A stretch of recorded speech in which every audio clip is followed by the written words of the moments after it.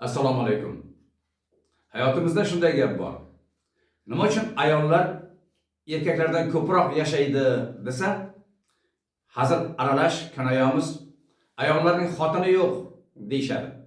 Lekin aslida erkaklarimiz tomonidan qo'yilayotgan ba'zi bir xato kamchiliklari tufayli o'z vazifasini ado etishdagi 7 xil xatosi borki, ularni joy-joyiga qo'yib, ayollari bilan, jufti haloli bilan bab-baravar hayot kechirishga nima etsin? Keling, biz erkaklarimiz tomonidan yo'l qo'yayotgan xatolar, kamchiliklarni aniqlaymiz.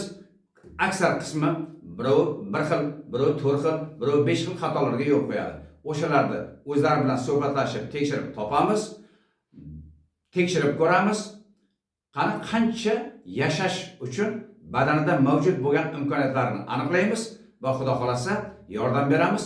Umringiz bab-baravar yashash, yuzlardan oshib yurishga imkoniyati bor. 140 yil yashash kerak inson, yuzlardan oshib yashab yurishlarini tilab qolamiz.